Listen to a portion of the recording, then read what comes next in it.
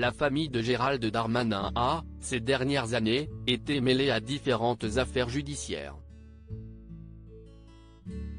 Preuve en est, ce mardi 28 mars, lorsque nos confrères de RTL ont dévoilé que la nièce du ministre de l'Intérieur a été placée en garde à vue. Pour rappel, la jeune femme est actuellement soupçonnée d'avoir demandé des informations confidentielles sur son entourage à son ex-compagnon, un adjudant de police. Seulement, ce n'est pas la seule mésaventure qui a touché la famille Darmanin.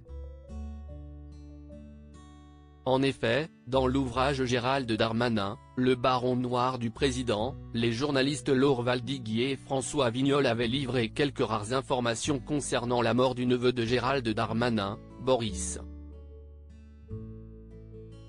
En octobre 1993, le neveu du ministre garçon a été tué par son père, qui s'est ensuite suicidé. Une tragédie qui a marqué l'homme politique à tout jamais. Pour cause, lors des faits, l'actuel ministre n'avait seulement que 10 ans. Pourtant, rares ont été les prises de parole du ministre à ce sujet. La dernière en date remonte au mois de février dernier où Gérald Darmanin avait timidement partagé quelques confidences sur le sujet. Ma sœur était divorcée. Sans doute, on dirait aujourd'hui qu'elle était victime de violences conjugales, ce qui est tout à fait vrai, elle était frappée par mon beau-frère, avait-il raconté durant son passage dans Focus dimanche, sur RTL. Un drame ignoble pour ce dernier qui l'a alors encouragé à se lancer dans la politique afin de protéger les autres. Supérieur à Gérald Darmanin, François Hollande.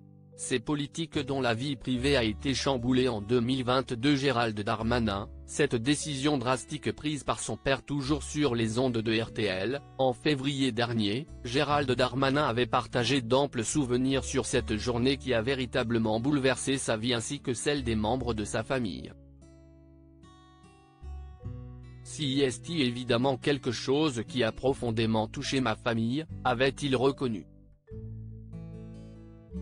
Notamment celle de son père, Gérard Darmanin qui, d'après les révélations des journalistes Laure Valdiguier et François Vignol dans leur ouvrage avait, suite à ce drame, déscolarisé son fils Gérald pendant 5 mois.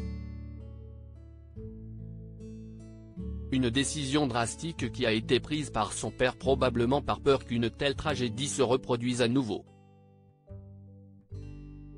Crédit photo, Stéphane Le Mouton.